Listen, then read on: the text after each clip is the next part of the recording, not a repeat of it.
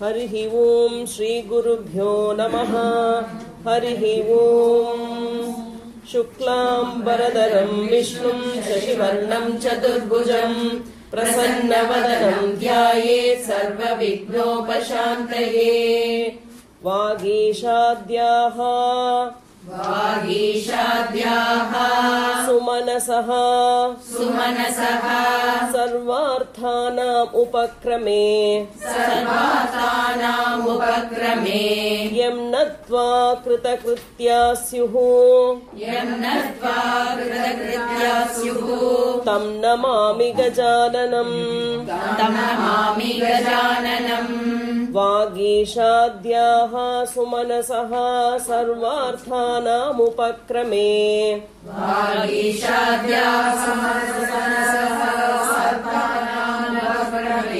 यं नत्वा कृतकृत्या स्युः तन्नमामि गजाननम्।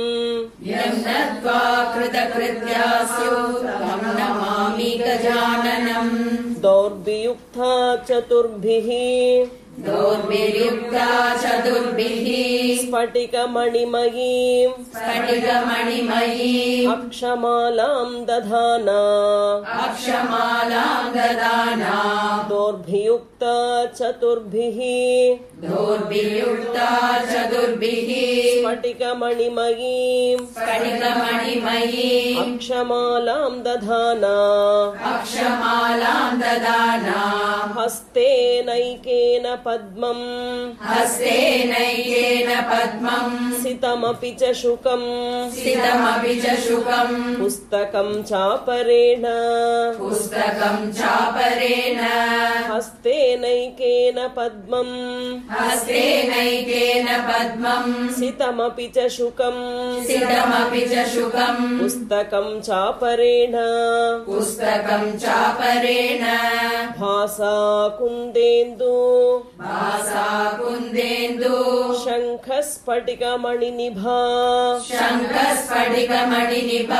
भासमाना समाना भासा कुन्देन्दु शङ्ख स्फटिकमणिनिभा भासमाना समाना सा मे वाग्देवतेयं निवसतु वदने सर्वदा सुप्रसन्ना सा मे वाग्देवतेयं निवसतु वदने सर्वदा सुप्रसन्ना कूजन्तं राम रामेति मधुरं मधुराक्षरम् कूजन्तं राम रामेति मधुरं मधुराक्षरम् आरुह्य कविता शाखाम् वन्दे वाल्मीकि कोकिलम् आरुह्य कविता शाखाम् वन्दे वाल्मीकि कोकिलम् वाल्मीकेर्मुनिसिंहस्य कविता वनचारिणः वाल्मीकेर्मुनिसिंहस्य कविता वनचारिणः शृण्वन् रामकथानादम् यो न याति परां गतिम् शृण्वन् रामकथानादम् को न याति परां गतिम् यः पिबन् सततं राम चरितामृतसागरम् यः पिबन् सततं राम चरितामृतसागरम् अतृप्तस्तं मुनिं वन्दे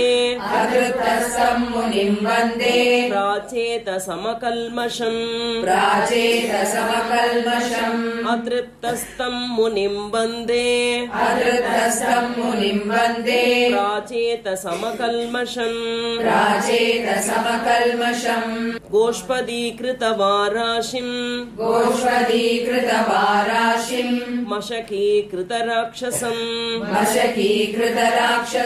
गोष्पदीकृतवाराशिम् मशकीकृतराक्षसम् रामायण महामाला रत्नं वन्दे अनिलात्मजम्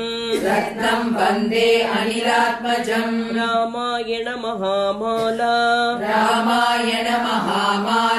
रत्नं वन्दे अनिलात्मजम् अञ्जनानन्दनं वीरम् जानकी शोकनाशनम् अञ्जनानन्दनं वीरम् जानकी शोकनाशनम् कपीशमक्षहन्तारम् वन्दे लङ्काभयङ्करम् कपीशमक्षहन्तारम्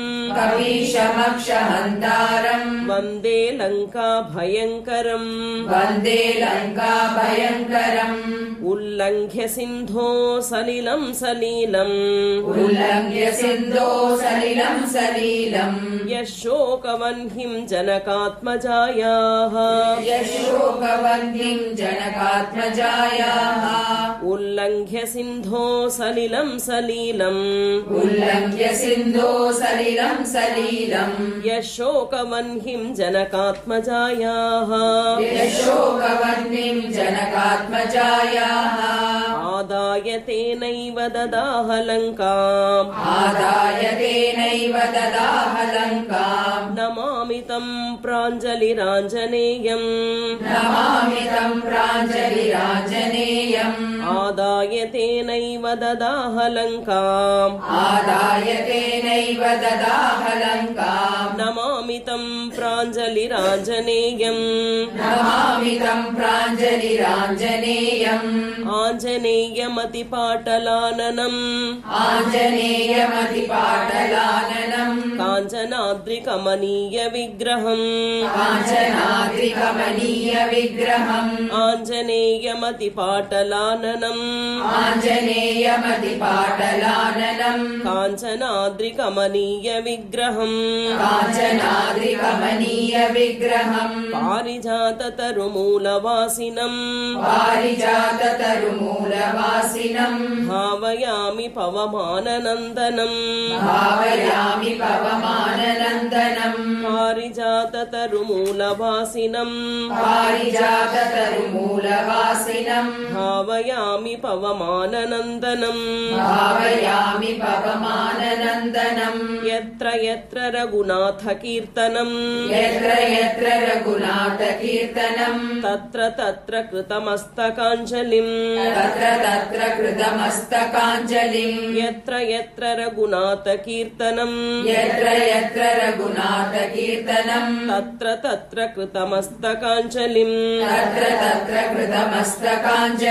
बाष्पवारि परिपूर्णलोचनम् मारुतिं नमत राक्षसान्तकम्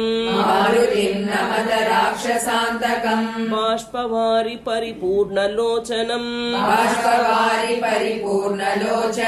मारुतिं नमत राक्षसान्तकम् राक्षसान्तकम् मनोजवं मारुततुल्यवेगं जितेन्द्रियं बुद्धिमतां वरिष्ठम् मनोजवं मारुततुल्यवेगं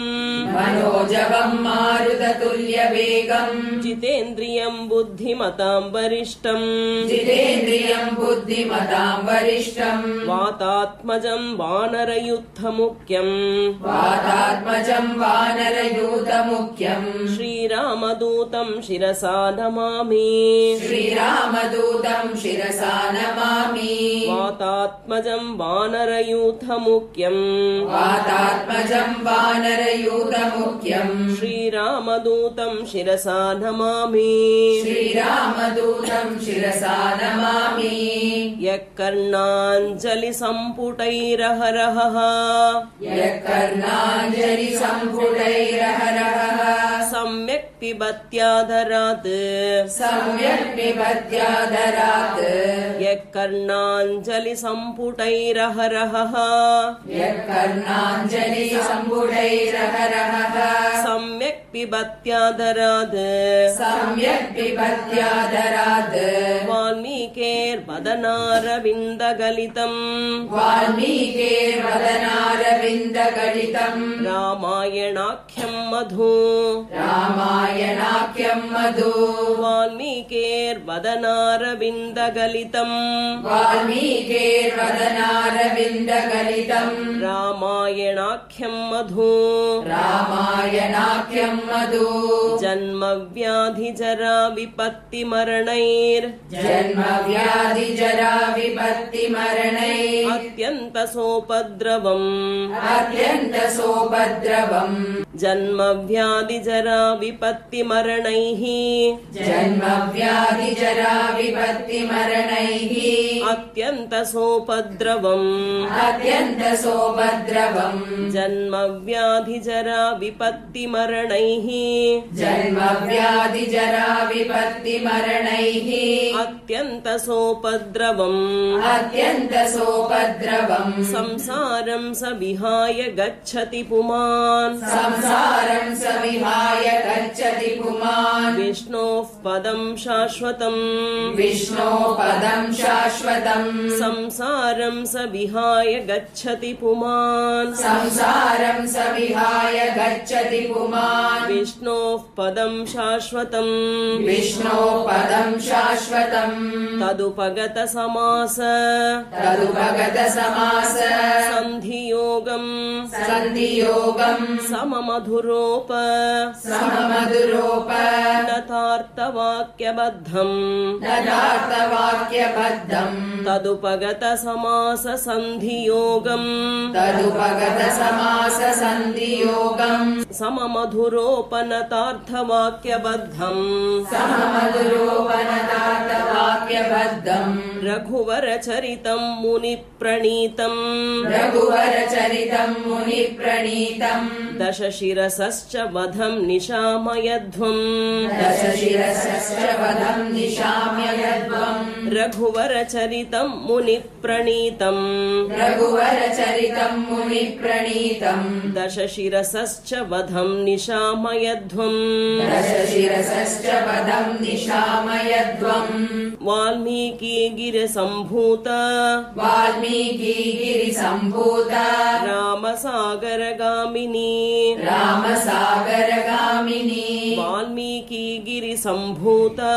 वाल्मीकिगिरिसम्भूत रामसागरगामिनी पुनातु भुवनं पुण्या रामायण महानदी पुनातु भुवनं पुण्या रामायण महानदी श्लोकसारसमाकीर्णम् सर्गकल्लोलसङ्कुलम् श्लोकसारसमाकीर्णम् सर्गकल्लोलसङ्कुलम् काण्डग्राहमहामीनम् वन्दे रामायणार्णवम् काण्डग्राहमहामीनम् वन्दे रामायणार्णवम् वेदवेद्ये परे पुंसि जाते दशरथात्मजे वेदवेद्ये परे पुंसि जाते दशरथात्मजे वेदप्राचेतसादासीत् साक्षाद् रामायणात्मना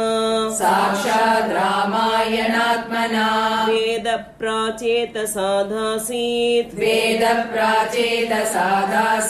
साक्षाद् रामायणात्मना वैदेही सहितं सुरद्रुमतले हैमे महामण्टपे वैदेही सहितं सुरद्रुमतले हैमे महामण्टपे मध्ये पुष्पकमासने मणिमये वीरासने सुस्थितम् मध्ये पुष्पकमासने मणिमये वीरासने सुस्थितम् अग्रे वाचयति प्रभञ्जनसुते तत्त्वं मुनिभ्यः परम् अग्रे वाचयति प्रभञ्जनसुते तत्त्वं मुनिभ्यः परम् व्याख्यान्तं भरताभिविपरिवृतः रामं भजे श्यामलम् व्याख्यान्तं भरतादिविपरिवृतम्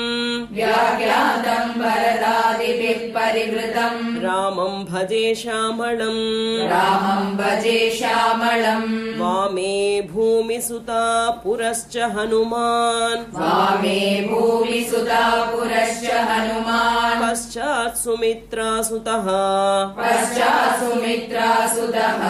वामे भूमिसुता पुरश्च हनुमान् पश्चात् सुमित्रासुतः शत्रुघ्नो भरतश्च पार्श्वदलयोर् वाय्वद्विकोणेषु च शत्रुघ्नो भरतश्च पार्श्वदलयोर् वाय्वादिकोणेषु च सुग्रीवश्च विभीषणश्च युवराट् तारासुतो जाम्बवान् सुग्रीवश्च विभीषणश्च युवराट् तारासुतो जाम्बवान् मध्ये नीलसरोजकोमलरुचिम् रामं भजे श्यामलम् मध्ये नीलसरोजकोमलरुचिम् रामं भजे श्यामलम् नमोऽस्तु रामाय सलक्ष्मणाय नमोऽस्तु रामाय सलक्ष्मणाय देवे च तस्यै जनकात्मजायै देवे च तस्यै जनकात्मजायै नमोऽस्तु रामाय सलक्ष्मणाय नमोऽस्तु रामाय सलक्ष्मणाय देवे च तस्यै जनकात्मजायै देवे च तस्यै जनकात्मजायै नमोऽस्तु रुद्रेन्द्रयमानिलेभ्यो नमोऽस्तु रुद्रेन्द्रयमानिलेभ्यो नमोऽस्तु चन्द्रार्कमरुद्गणेभ्यः नमोऽस्तु चन्द्रार्कमरुद्गणेभ्यः नमोऽस्तु रुद्रेन्द्रयमानिलेभ्यो नमोऽस्तु रुद्रेन्द्रयमानिलेभ्यो नमोऽस्तु चन्द्रार्कमरुद्गणेभ्यः नमोऽस्तु चन्द्रार्कमरुद्गणेभ्यः श्रीहरये नमः श्रीहरये नमः श्रीहरये नमः श्रीहरये नमः श्रीहरये नमः श्रीहरये नमः जानकीकान्तस्मरणम् जानकीकान्तस्मरणम् जय जय राम राम जय जय राम राम शुक्लाम्बरधरम् विष्णुम् शशिवर्णम् चतुर्भुजम् प्रसन्नवदनम् ध्यायेत् सर्वविघ्नोपशान्तये वागीशाद्याः सुमनसः सर्वार्थानाम् उपक्रमे यन्नत्वा कृतकृत्या स्युः तन्नमामि गजाननम् दोर्भियुक्ता चतुर्भिः स्फटिकमणिमयीम् अक्षमालाम् ददानाम् हस्तेनैकेन पद्मम् सितमपि च शुकम् पुस्तकम् चापरेण भासा कुन्देन्दुशङ्खस्फटिकमणिनिभा भासमाना समाना सा मे वाग्देवतेयम् निवसतु वदने सर्वदा सुप्रसन्ना कूजन्तम् राम रामेति मधुरम् मधुराक्षरम् आरुह्य कविताशाखाम् वन्दे वाल्मीकिकोकिलम् वाल्मीकिर्मुनिसिंहस्य कवितावनचारिणः शृण्वन् रामकथानादम् को न याति पराम् गतिम् यः पिबन् सततम् रामचरितामृतसागरम् अतृप्तस्त्वम् मुनिम् वन्दे प्राचेतसमकल्मषम् गोष्पदीकृतवाराशिम् मशकीकृतराक्षसम् रामायण महामाला रत्नम् वन्दे अनिलात्मजम्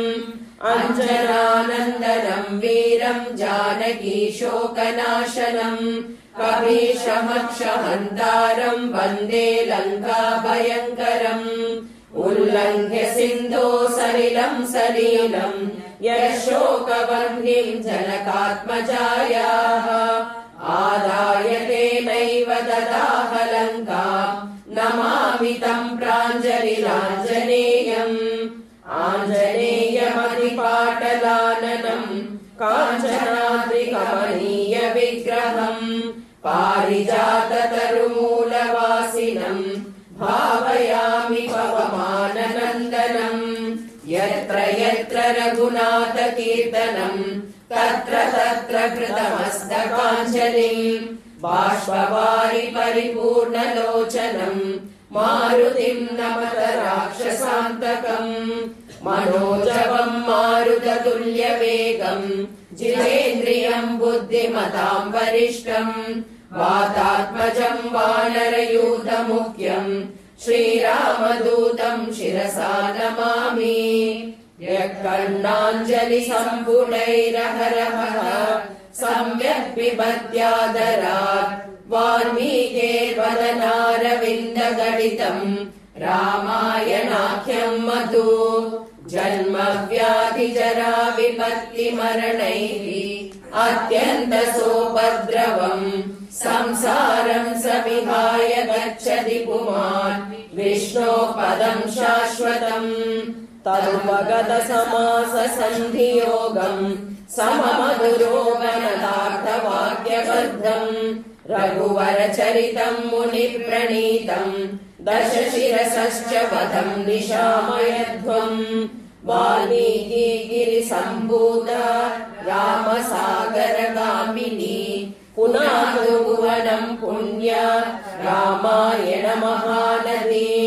श्लोकसारसमाकीर्णम् सर्गकल्लोलसङ्कुलम् काण्डग्राहमहामीनम् वन्दे रामायणार्णवम् वेदवेद्ये परे पुंसि जाते दशरथात्मजे वेदप्राचेदसादासि साक्षात् रामायणात्मना वैदेही सहितम् सुरद्रुमतले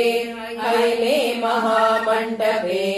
मध्ये पुष्पकमासने मणिमये वीणासने सुस्थितम् अग्रे वाजयति प्रभञ्जनसुते तत्त्वम् मुनिभ्यः परम् व्याख्यान्तम् भरतादिभिः परिवृतम् रामम् भजे श्यामळम् वामे भूमिसुता पुरश्च हनुमान् पश्चात् सुमित्रासुतः शत्रुघ्नो भरतश्च पार्श्वदलयोर्वाय्वादिकोणेषु च सुग्रीवश्च विभीषणश्च युवराट् तारासुतो जाम्बवान् मध्ये नीलसरोजकोमलरुचिम् रामम् भजे श्यामळम् नमोऽस्तु रामाय सलक्ष्मणाय देवे च तस्यै जनकात्मजायै नमोऽस्तु रुद्रेन्द्रयमानिलेभ्यो नमोऽस्तु चन्द्रार्कमरुद्गणेभ्यः श्रीहरये नमः श्रीहरये नमः श्रीहरये नमः जानकीकान्तस्मरणम् जय जय राम राम